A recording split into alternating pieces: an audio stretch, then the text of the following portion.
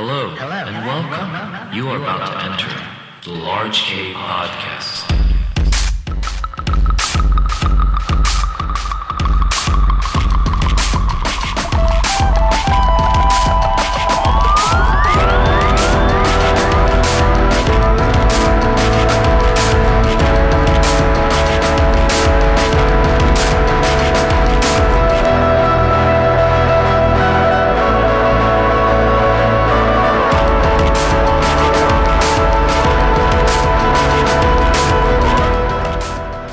What's up, everybody? My name is Kazu, and this is Large K Podcast. On this show, I interview bands and artists, and we talk about their music, favorite shows, and how they got to where they're at. For today's show, I had an awesome talk with Mike of Don't Trip, a very tight instrumental project that's full of jazzy and proggy jam. We talked about his album Perp that was released last year, and we got into a little bit more about how he started playing a guitar. I had a lot of fun talking with him, and this was a great experience.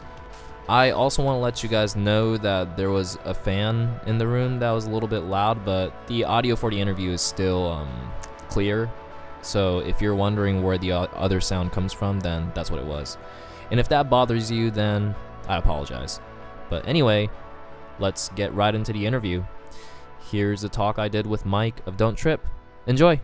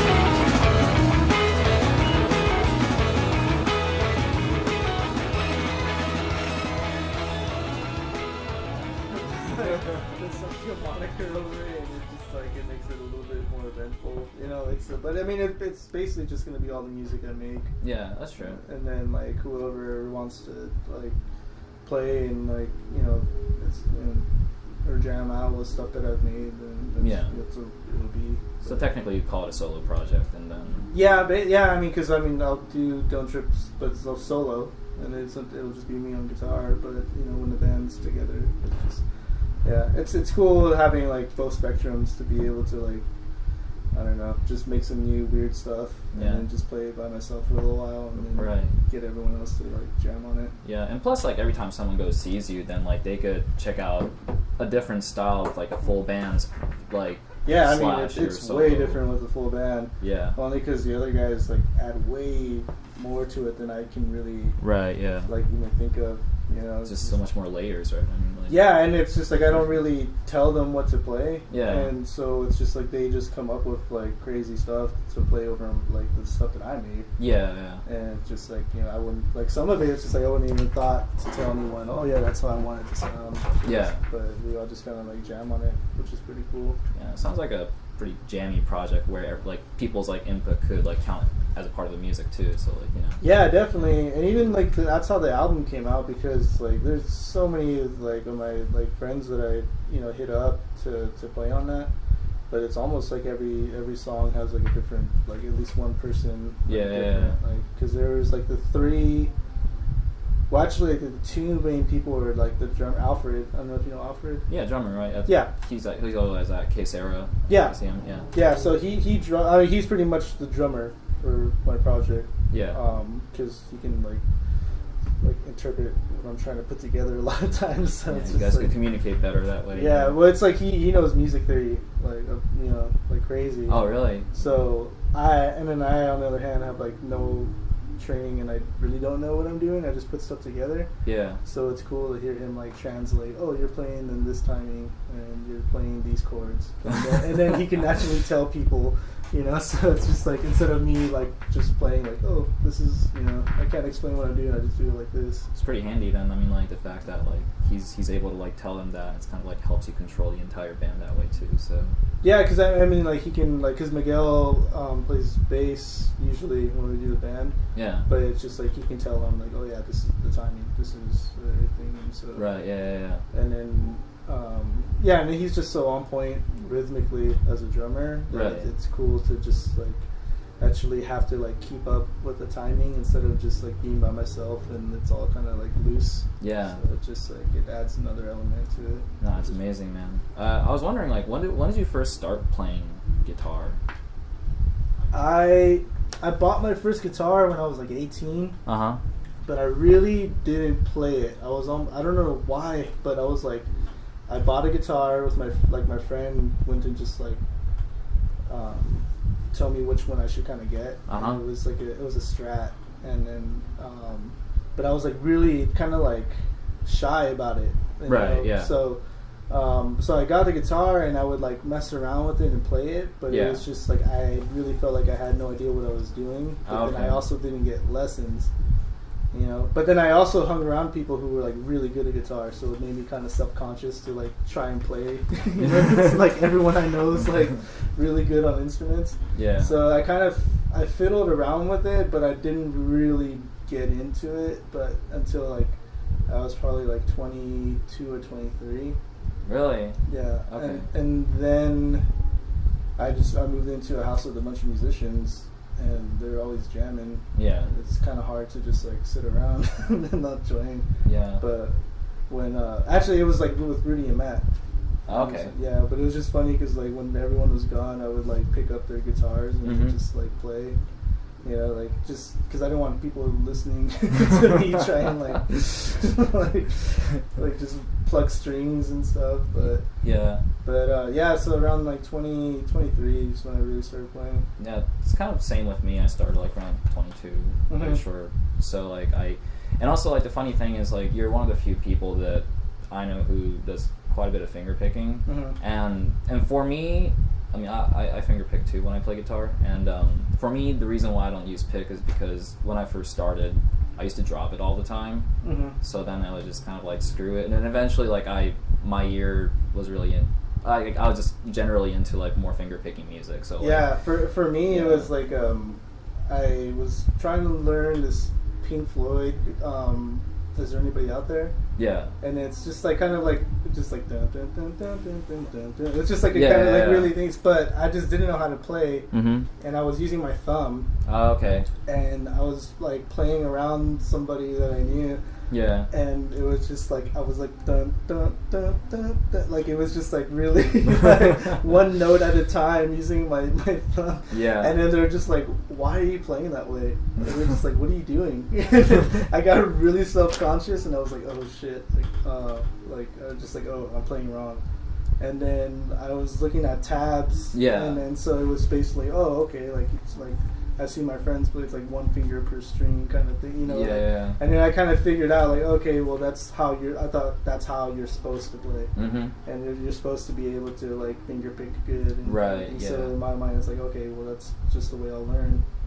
And it wasn't until a little while after that I realized like the majority of people play with picks, and like you know it's just kind of like you don't see too many people finger picking. Right, yeah. But you know I started getting into like Brazilian stuff and everything, and it's like with that there's so much rhythm to it that Mhm. it's just like. It's like, oh, instead of one pick, I have, you know, like 5 picks. Yeah, exactly. Yeah, and I can, like, do different rhythms that way, so. Yeah. Yeah, so, but I mean, usually I only use, like, 3 fingers, like these 3. I don't really Yeah. use it, like, in these 2 fingers that much. Yeah, the fourth one, I don't know, like, when to really utilize it, unless if it's, like, if I'm just covering an entire chord or something like that, then Yeah. let's do that, but it's, Yeah, because I mean, I think it's supposed to be, like, the low strings, like, your thumb does the first 2. Yeah, exactly, and then the 3. But a lot of times, like, I'll just use this, like, these, you know, so. and then swipe the chord and stuff like that, Yeah. too, yeah. What kind of, because I was wondering, what kind of music was playing around your house when you were, like, growing up? when I was growing up, it was mostly like my stepdad. Well, I mean, there's like two different spectrums of it. Like my dad, because I had a stepdad. So my dad was really into Bob Marley and Pink Floyd. Okay. And that's what I really remember when I was young. It was like Bob Marley and Pink Floyd. Yeah. And it's like always been like two. It's like weird like spectrums of just like reggae music and then just really like, some psychedelic opera rock. Like, because he was really into The Wall. That was like one of the first albums that I like remember. Oh shit. And then my stepdad was just like really into just kind of classic rock. Okay. But like a lot of Zeppelin. Who else? The Clash. Yeah. Like Bowie. Like just kind of like it was just like a really like classic rock kind of guy. Yeah. You'd always listen to Arrow. Oh, like, okay. so just, like, that was always on when I was with him. So like that's kind of what I grew up on. And then when I was like in 3rd grade, I really got into Green Day. Okay. Yeah. The Dookie album. That's like it came out when I was like in 3rd grade. Oh really? Okay. Yeah, but it was really funny because my mom saw the music video. Yeah. And then she really liked it, and we went to the Warehouse, which is like the stores back then. Yeah. And then she got it on cassette. And, wow. And I was just like, I got into Green Day because of my mom. So, that's pretty cool. Yeah. So and then what else? Rage Against the Machine. At that time too. Okay. Yeah. So that's like the earliest things I remember. Yeah. Were you born in Long Beach? I was born in L.A. I lived in Maywood, which is kind of like east, or like just like it's by L.A. It's okay. Right there. Yeah. And then I moved to Los Alamitos when I was like 5. Oh, okay. And then grew up there till like I was 16. Oh, okay. I see. And then now you're pretty much residing in Long Beach. For a long time. Yeah. I mean, I moved here when I was like 22, 23. Okay. And I'm 30 now, so it's been a while, a couple of years here. Yeah, time passes. Yeah. But it's awesome here because, I mean, just everyone's always doing something and there's always something going on. Yeah. And it's just been cool to, like, kind of collaborate with everybody with, like, because, you know, just, like, everyone's really open to collaborating. Yeah. Here. That's what, like, it's like what makes me want to stay down here. Plus, like, everybody knows everybody too, so it's like a small world within itself. You know? Yeah. Yeah, and then just like the music made me want to stay here too, because when I first came here, there were like a lot of house shows happening. It was like 2 or 3 a week. Oh yeah. And it was like really like because there was like actual houses that were down and throwing music all the time, like just having like shows. Yeah. So it was just like damn, like these just like music everywhere. So it's like it's cool to see like how it's progressed. Yeah. Do you see like any differences from like the first time you started living in Long Beach versus like now?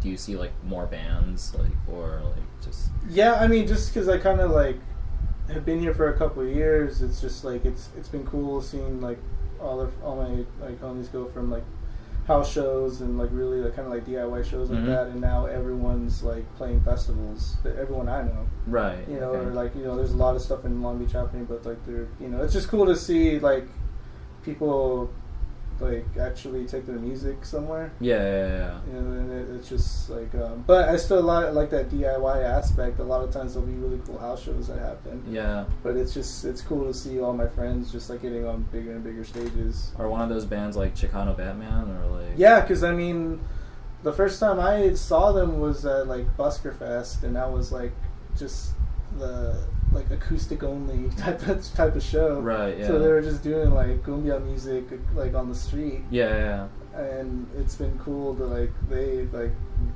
were really dedicated and they just like took it. Yeah. To, that's all they wanted to do and they made it happen. But it's just crazy to see like the difference. Yeah, they're like on a lineup of like Coachella and stuff like that too. Yeah.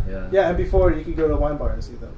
Wow. Like it's just like like, and it would be like packed, but it wasn't like like how it's just like they're doing stadiums and Coachella and everything like that, but it'd just be like, oh yeah, Chicago Batman's playing at wine bar, so that's cool. Yeah, so it's just like that's the other crazy thing too, because it's kind of really hard to go back to that. I can't really be like, oh, do you want to play wine bar? Yeah. It'd be a pretty special show though. I mean, like, place gonna be hella packed, I'm sure. Yeah.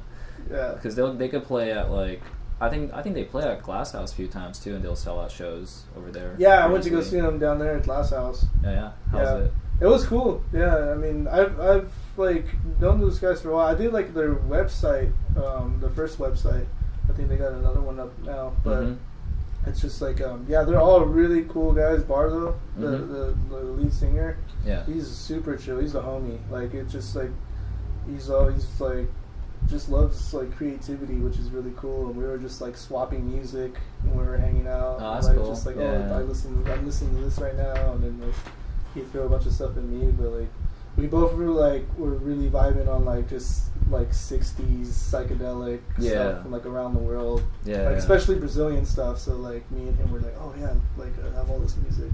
That's pretty tight, dude. Yeah. I was wondering, where did you come up with that name, Don't Trip, for your it was just something like all my friends said, and then like my old roommate, it would just be like, it was just something like he always said. It's just like it'd be like we'd go get holy moly, and someone would be like, oh, like what would you get, man? And he was just like, the Don't Trip burrito. Like you just like it's just like anytime anyone asks you something, you're like, Don't Trip. That's pretty funny, man. So I thought it was like, I remember thinking like it'd be cool to like for that to be a band name, but it was just like if like Hella can be a band name, like Don't Trip can. Yeah. So, no, that's true. That's true. Yeah. I wanted to get into the your album Perps, and because I remember you were talking about working on this album before it was even like out, and I feel like even like working on this it was like quite a while, right? Like Yeah, I mean it was like a really long time. Yeah.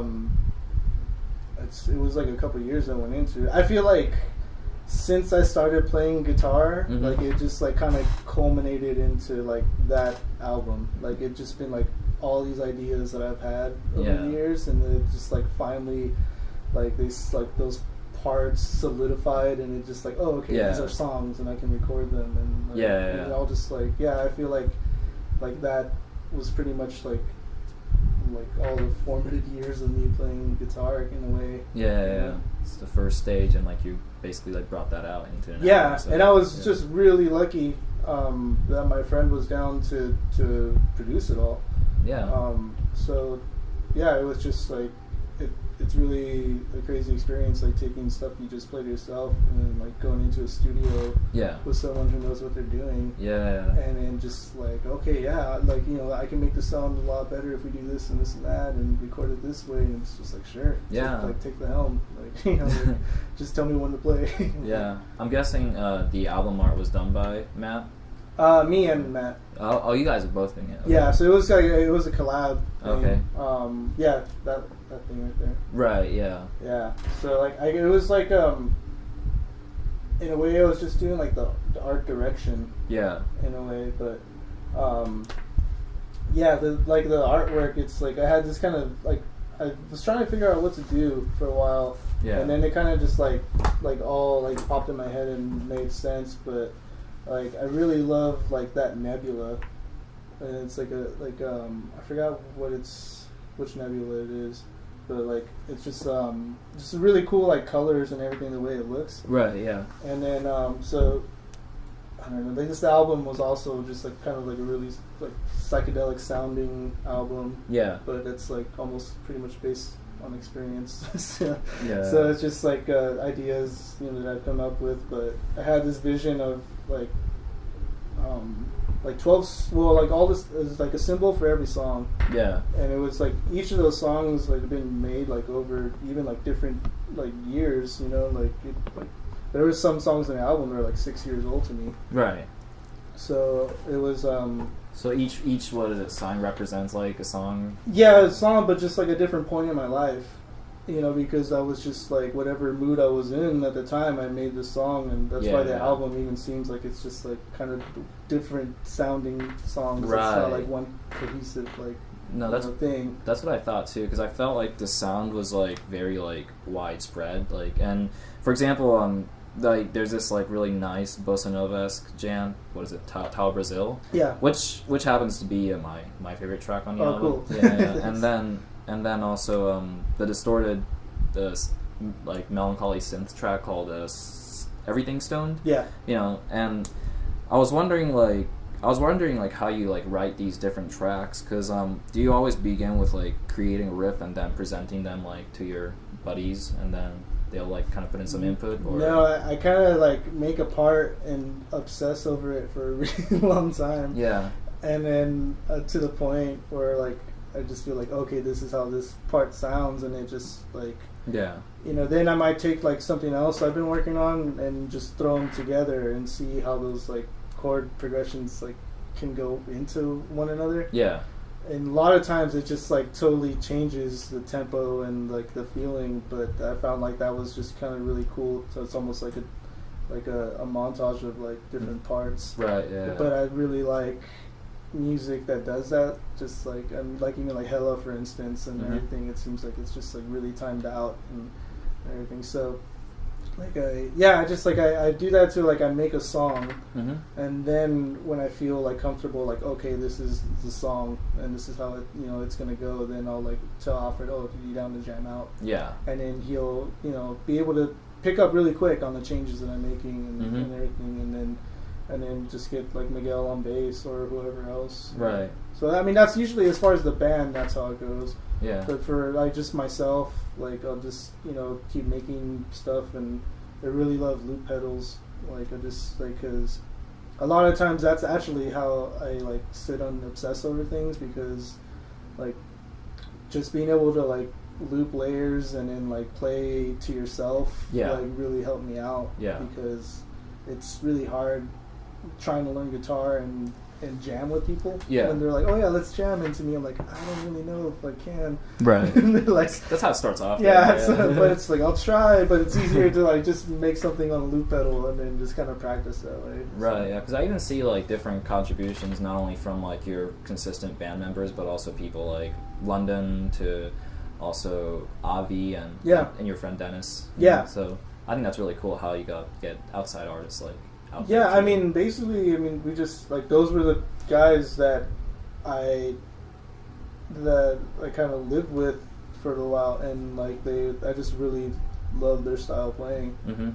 So it was cool to like incorporate them into like something that I've made, right? Because they were kind of like, you know, inspired me to pick up the guitar in the first place, right? Yeah. So it's cool to like feel like there's something like that I can present to them to jam with, you know, as opposed to like, you know, just like straight up jams and everything, or even like getting together and like, you know, me and Dennis sat down and, you know, went over stuff and like did everything. Right. It's just a really cool process to like involve your friends. Yeah, no, it's always fun to jam with like your friends, and yeah, and I'm glad that like you came out with like such a solid like track list, and you know. And all the music are like pretty cool, are really cool in there too. I was wondering, like, do you have a favorite song on the album? I don't know. It's kind of weird. Like I said, like each of those songs are almost like a different part of my life. So it's just like I don't know. It's kind of hard to pick them all. It's kind of like saying this is my favorite phase of life, or basically, yeah. Because I kind of feel that way a lot of times with like music. It's just like if you don't get it out at that moment in time, it just like. And you kind of lose it, so it's just cool. You do, yeah. Or you lose the feeling, because you know, like songs on that album I made when I was sad or like depressed, or you know, the other times I was like, you know, happy. It's just emotional, you know. So it's just like it depends on how you're feeling in that moment of time. So it's just like really kind of hard to like pin a certain song down. I mean, I think overall my favorite one on that one was I think it's the second one, but it's Monfasawi Jegna. Yeah, it's a third track. And Yeah. Because I think that was actually the first song that we recorded. Yeah. But at that point when we first came together, like we finally booked the time, and it's just like, you know, okay, like this is the day we're gonna start recording. And we'll do an all-day session, and you know it'll be like these days that we do the tracking. Right. And then so like it made plans for everyone to like get on it, but like at the last minute, everyone's schedule was just like didn't work. Oh fuck. And I had booked time, so I was just like, well, like screw it, I'll go down there and like, you know, I'll just see what we can do. So I was just like, like no one can come today. I still want to record stuff, but it's just like, would you be down to record some like stuff I've been fiddling around with? Yeah. And it was just like a loop, and then like I would layer my guitar over it, and so that was the first thing that we recorded. So just like no one showed up, I recorded this loop. Yeah. And then the next session, like Al forgot and put a drum track over it, and Miguel came in and put guitar over it. And then my homie Kelsey, he plays in Anderson .Paak. She plays in Anderson .Paak? Oh, he does. Oh, he does. Okay. Yeah. He's a bassist for them, but like I've known him for a while. He lives here in Long Beach. But I hit him up and he was down to come in, and he just like laid a crazy bass line. Oh, really? Yeah.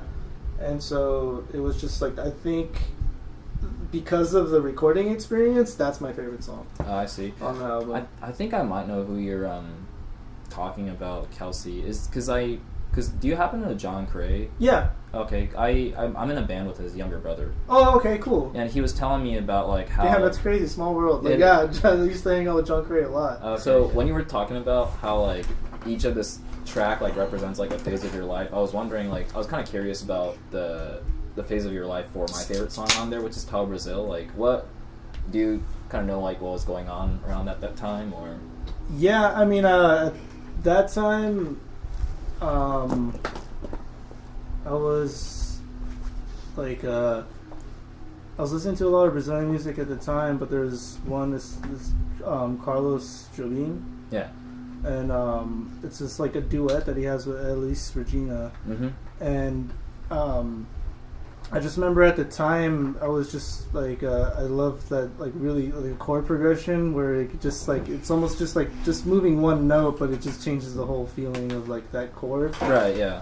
And well, that's, at least to me, that's what I was like interpreting it as, and it was just like a really cool progression. And like at the time I was kind of like an on and off relationship kind of thing, so like it was just kind of like really, I don't know, like there's like I started playing this like riff really really slow, mm-hmm. you know, and it's just like, and it kind of just like at that time it was just like, this is kind of how I feel, yeah, like, you know, so like, you know, just I can't really explain anything, but it's just like, oh, this is kind of like, this is how I feel right now, yeah. kind of like a little somber, but it just like with the changes it can kind of go from like, you know, like a major minor kind of thing. Yeah, so. Somber is definitely a word for that. Like, just the melody is like, it's sad, but it's bright, you know what I mean? Like, yeah, because I mean, I can't even play it, like, because the chord, it's like, and I just really love that. Right, yeah, I love that, you know, position too, yeah. And then the other part was just like, this is what that song kind of reminded me of, was just like,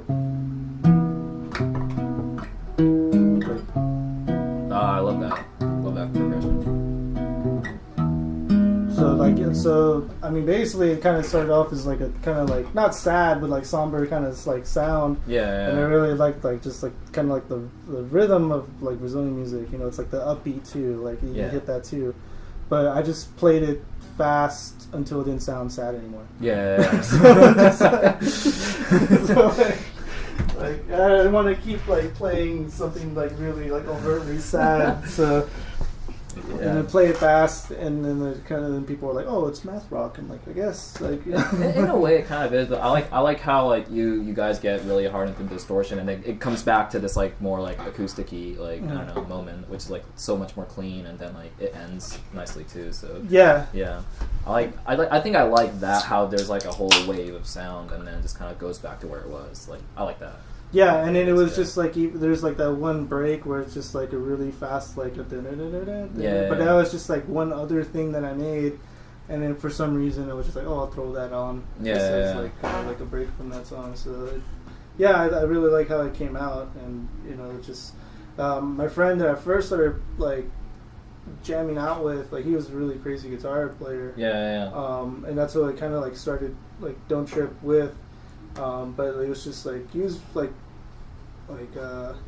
kind of grew up playing metal, so like he's very technical, but like kind of just wanted to stray away from that sound, so he would, you know, play like folky, you know, sounding stuff, but it would be like really technical, you know? So he, like, I remember it was almost like boot camp, because they would be like, oh, it'd be cool if you did this instead, like or this timing, and I was like, I don't know, because even the timing on that part, like he was like, okay, play it like this, and then like this is the timing I will do it, and it was just like, all right, I'll try.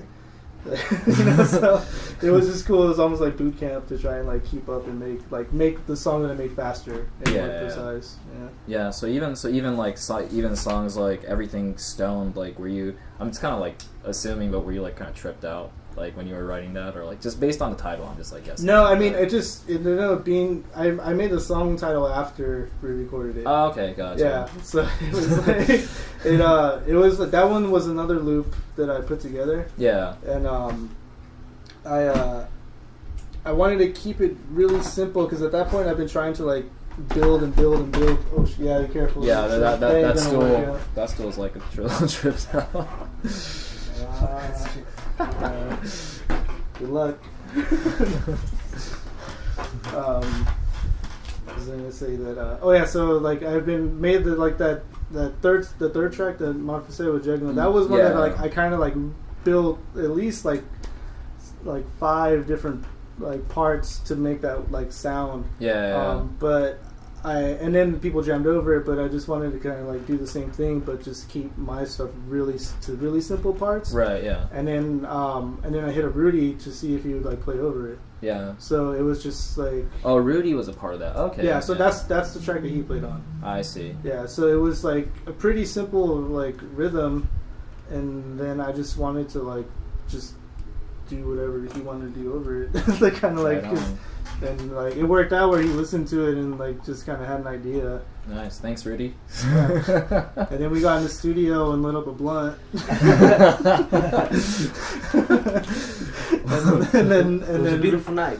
Yeah, and then Miguel, it was my homie like Brian, who at that point he had a studio up on Daisy. Yeah. In Anaheim, the 3 Point Studios. Mm-hmm. And then Miguel, who played bass, with the band, like they went together on a recording space, like studio. Yeah. And Miguel would make his pedals, and then Brian was like recording there. Yeah. So it was like they had a whole bunch of pedals, yeah. like different stuff, and then like Rudy just went crazy on it. Wow. And then we took two tracks that he did and mm-hmm. like put them together, like layered over each other. Yeah, layered over. Okay. Like one on one side and one on the other. Yeah. Which is cool because in the end it's just like a bunch of noise. And then Alfred got on this Korg, was it Monopoly? Mm-hmm.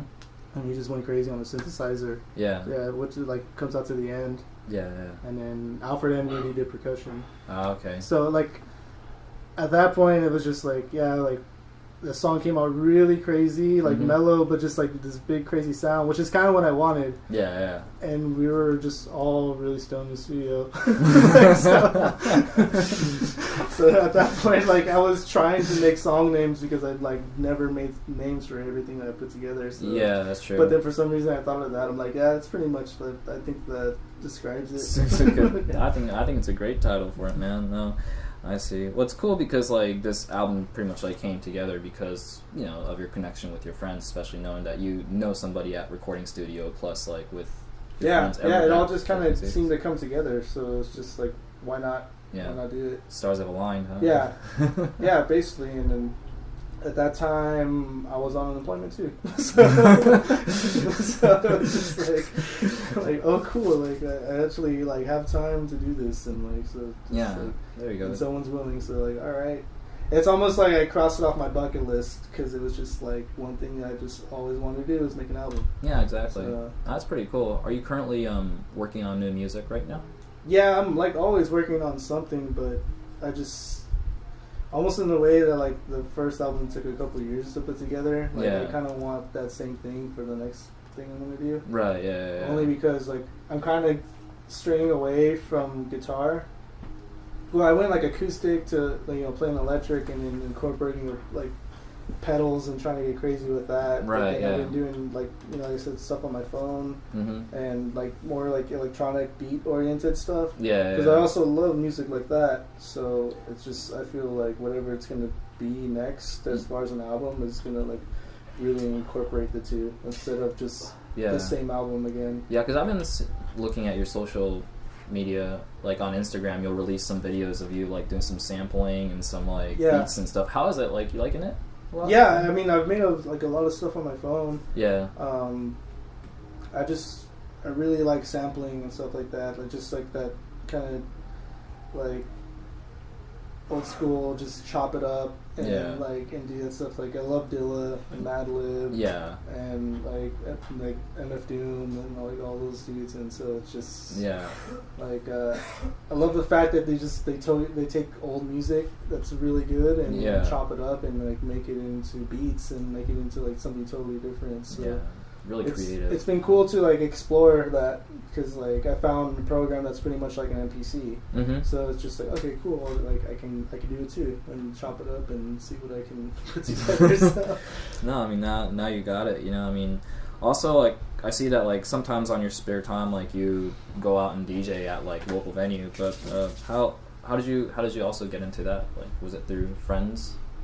Yeah, I mean pretty much, and like a lot of my friends DJ.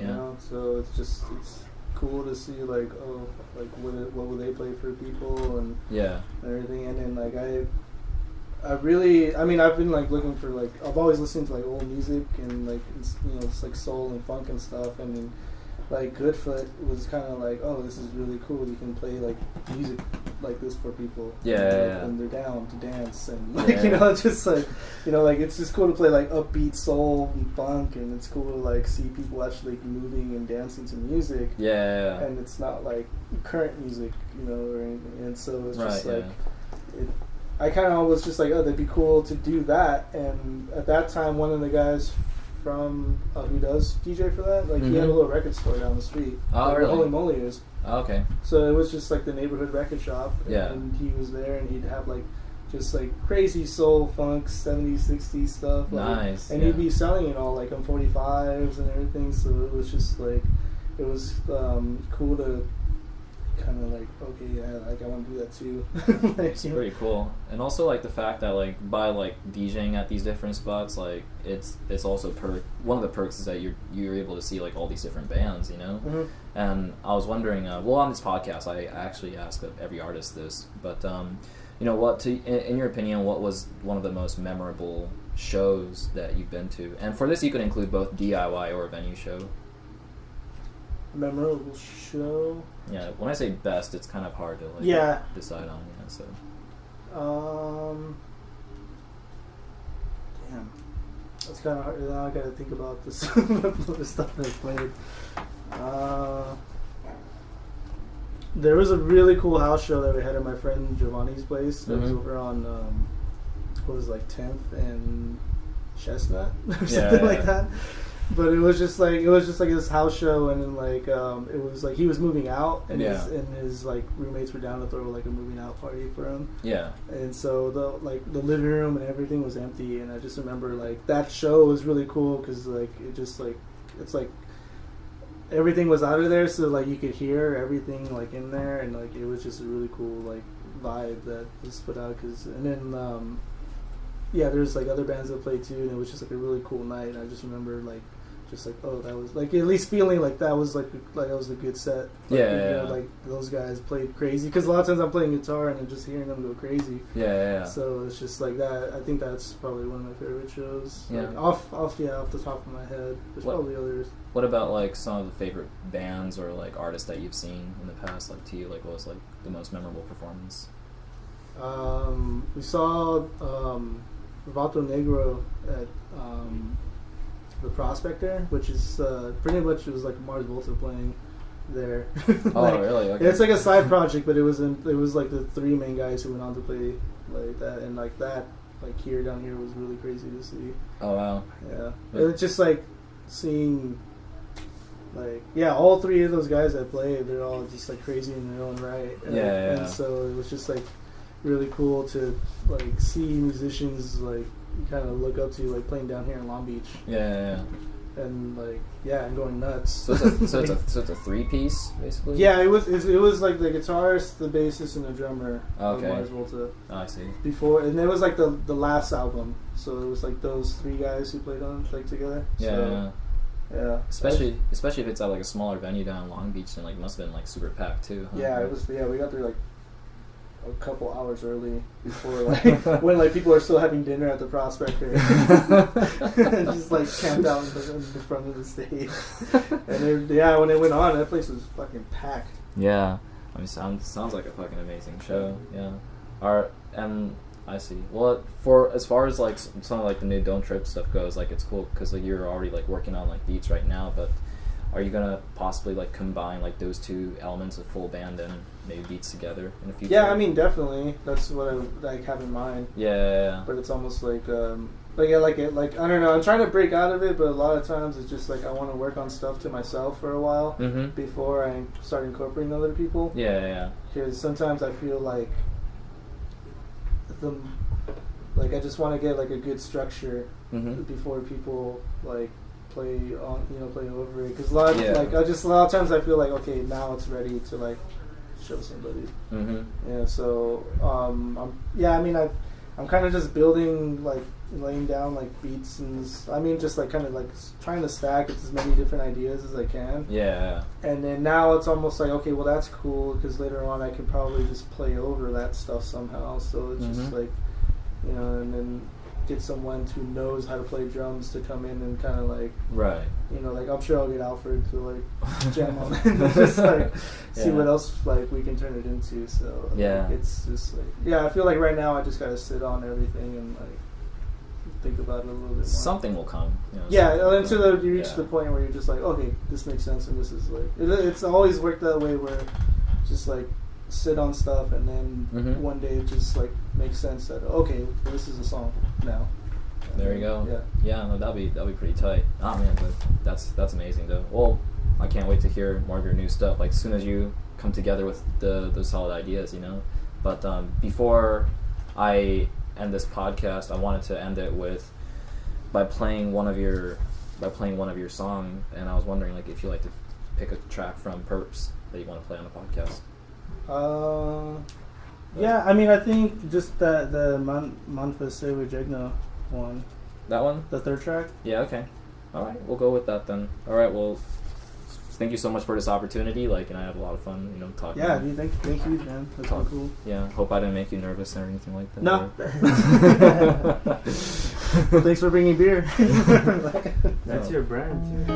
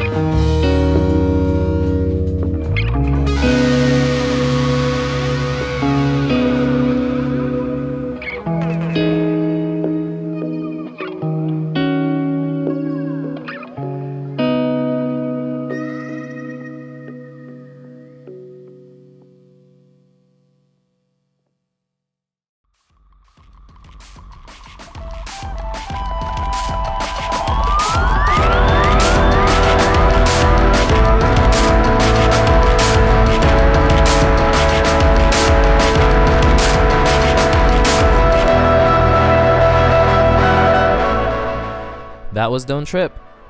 If you want to hear more of Mike's music, check out the Bandcamp link I included in the description box. More podcast episodes are coming, so don't forget to subscribe and like my channel. My name is Kazu, and I'll see you all again on one and only Large K Podcast. Bye.